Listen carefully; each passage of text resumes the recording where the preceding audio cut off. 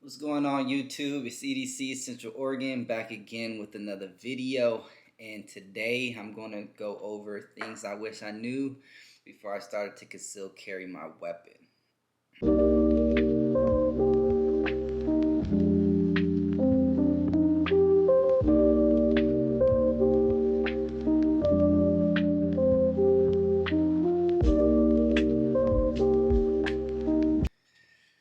Alright, so the first thing, of course, is choosing what gun to carry. So when you are trying to find what gun to carry, there's different things you want to look at. All these guns here are clear, but I will show you anyway.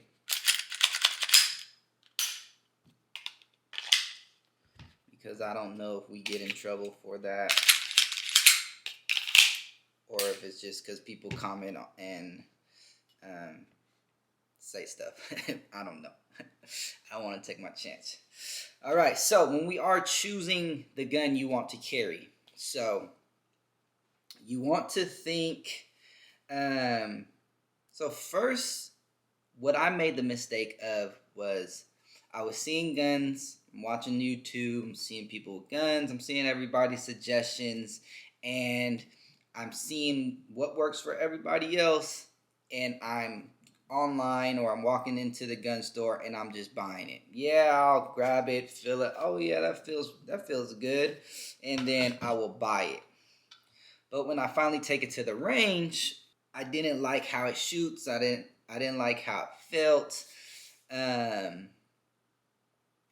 And things like that, and it was just making me not want to take it to the range to actually practice with it. So my suggestion is, if you can, find guns. Your friend has guns, go to the range with them, shoot their different guns.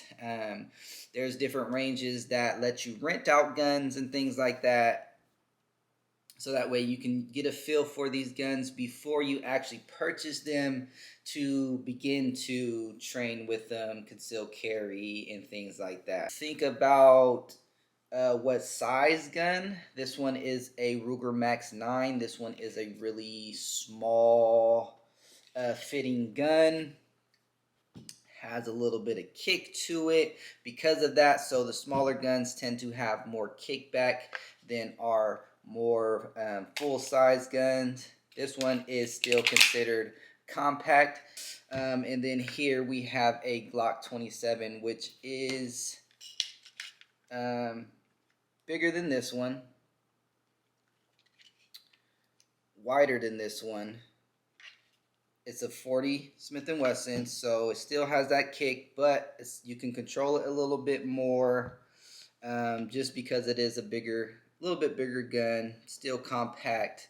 This one is 45. These ones are about the same size in length, but this one is a lot skinnier in width. What you want to do is pick the right gun that's for you, that fits right for you, fits when you carrying it, when you're shooting it. You like to practice with it and get some rounds down in range, get a real good feel for it. I go for skill over comfort. Of course, we want to consider comfort when you are concealing, because this gun right here, this is going to conceal. I forget that it's even on my waist, but I'm not as skilled with this gun, this smaller gun. This one here, this one, you do have a little bit more more printing, or you could, depending on what you wear. But I have more skill with this, so I will disregard a little bit of comfort for a gun that I'm more comfortable with. I get better shots on target with. I practice more with, things like that. Same for this one. I haven't shot this one too much. I haven't got too much practice. This one is a lot bulkier than both. These two, again, these are the same size and length, but this one is going to be a bit more uncomfortable trying to conceal. So lack of skill and comfort, I'm not going to carry this one as much until I can get more training with this, because it is a good gun, it's a reliable gun, and things like that. That's another thing. You want to make sure the gun that you're choosing is reliable and it holds up to its word, because this gun is protecting your life, your family, anybody around you that's in danger. You could be protecting them, and if your gun is not reliable, it jams up on you, things like that, that can definitely cost you your life. Number 2 is choosing a good holster. So for each of these guns here that I do conceal or would conceal, some I do more than others. This one is a We the People. A lot of my holsters are We the People. This one here is a CYA supply company. So you want to get a good holster. This one also has a little pad on it for additional comfort, because this one is one of those ones. It's a little bulkier. I do want that extra comfort when I do actually carry this one. And this one, just totally sleek. This is the slimmest, one of the slimmest pistols in this size that I have, 45. So I just keep my stuff basic. You want it to be comfortable. You want it to have good retention. You don't really want to have a cheap holster. These We the People holsters, these ones are, I think they're about $60 a piece. I think I got this on sale for $45, but they're originally $60. I got this one, I think it was full price for $60, and then an extra like $10 for this or something like that. For me, some people, that's cheap. I see people running over $100 holsters, $80 holsters, things like that. That's fine. This one was, I feel like it's cheap. $40 on Amazon. I've had this for years, no issues whatsoever. This is the most comfortable gun and holster that I carry. Just because how flat it is, the retention. I literally gotta like yank that thing out, pause. But yeah, holster, good holster. I was buying cheap holsters. They kept breaking every other week. All I'm doing is doing my little, dry fire drills, and eventually these clips will break and stuff. So I'm spending $20, $30 here on holsters every few weeks, which I should have known. But you want a good quality holster. I will say, even the good quality ones are good or more high priced ones, even those can be uncomfortable. So I can say you may have to purchase a few different brands, a few different models, and just kind of wear one for a week, see how it feels, keep note of different positions you got into to where it caused discomfort and things like that, just so you'll know and kind of just have an idea, and just be conscious of how it's feeling on your body and stuff like that. So a good holster, good quality holster is very important. You just want one to last. You want one to be comfortable. So holster. Next one is, I would say, a good concealed carry belt. So really quick, I want to show you a couple. So this first one here, I got this for $20 off of Amazon. So before you say anything, I've had this for about 6 years, and it definitely has done the job. I still wear this one because it's kind of more like a dressier type belt, so I wear this for work. This one has the metal insert that on Amazon it said is for concealed carry. $20 has lasted me 6 years, going on 7. always done the job. But my wife just got me this bad boy. This one is a Core Essential. This one is a really sturdy boy. This one is a really good, great concealed carry belt. This one runs, they usually run about $60, $60 to $80, I believe. But again, this one was a gift.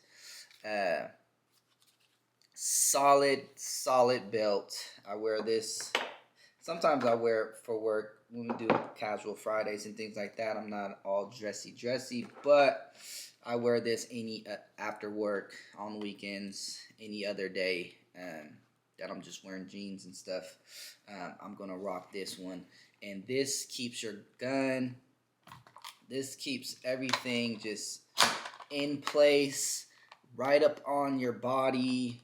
It doesn't flop around. It doesn't move around. Definitely invest in a good concealed carry belt because you want that gun staying in place, staying on your body. You don't want it flimsy, printing. You want it right up against your body, however you carry, right up against your body, so that way you want to minimize printing. You want to keep it still. You don't want it to be moving around, making noise, whatever the case is. You want that good belt right up on you. The next one is not wasting your money on accessories.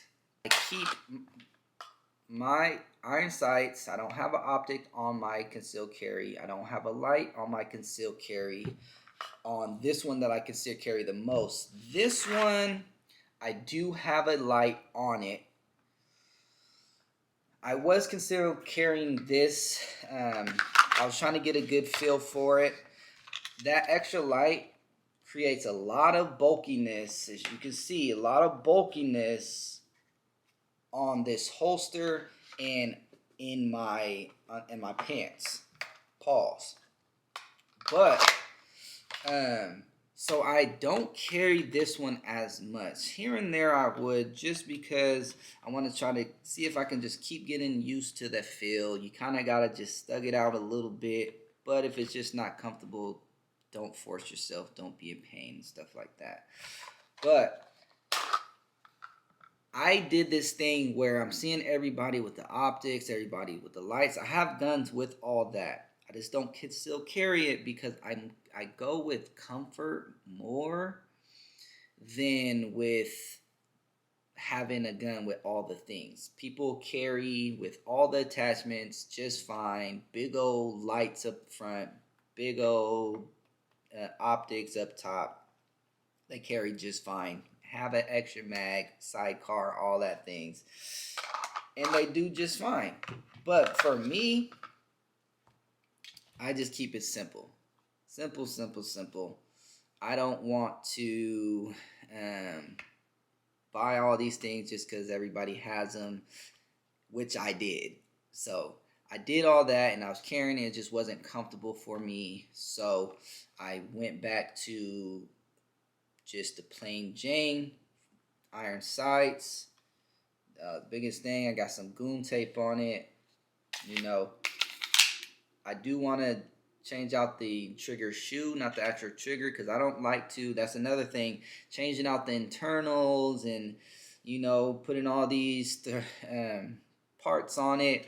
It can really mess with the reliability of the gun. So I just steer clear from that, and I just try to keep it as stock as I can.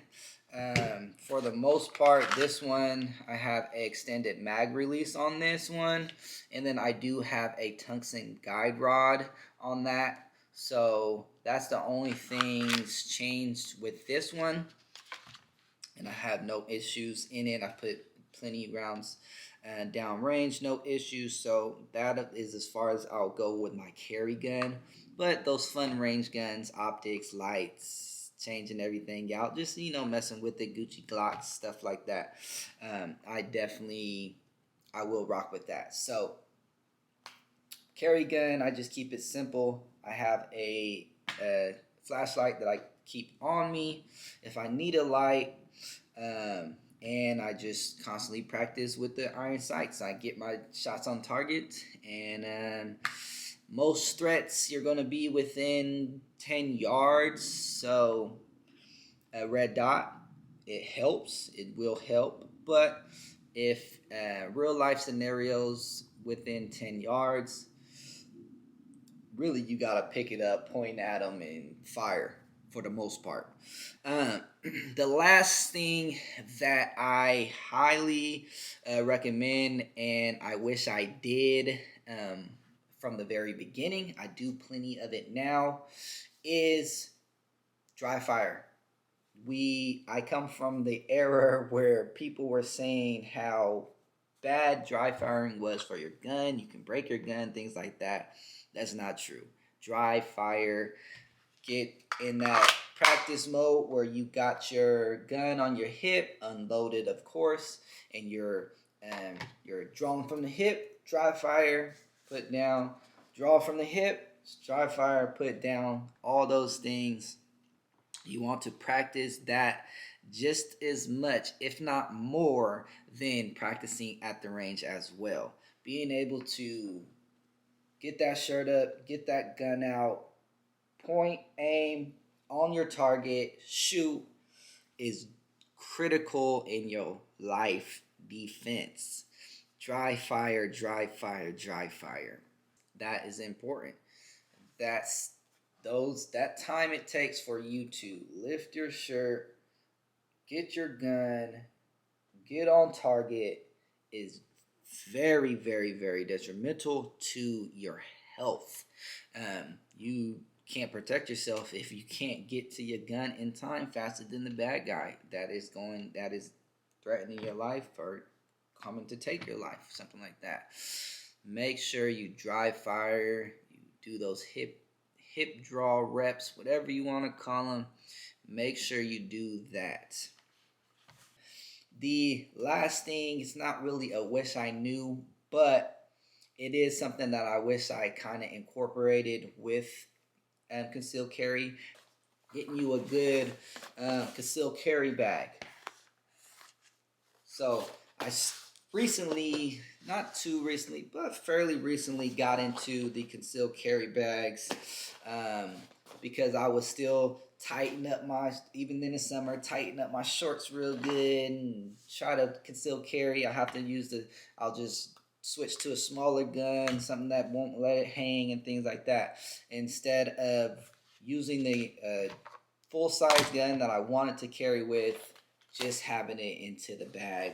This one, I forget what this one's called. This one is the Highland Tactical. It has all type of different things on it, but it has a lot of room in here. I might do a video on it just to show how this thing can pack out. But get you a bag, get you a sling bag that can conceal carry. Especially if holsters or anything, if that's just not comfortable for you, get you a bag you can practice drawing from and things like that, or as long as you have it. Let me know things that you wish you knew before you started concealed carry, things that you might have wasted your money on or wasted your time on or didn't do enough and things like that. Just comment down below. Just make sure you like, comment, and subscribe. And yeah, thank you for tuning in, and I'll see you on the next one.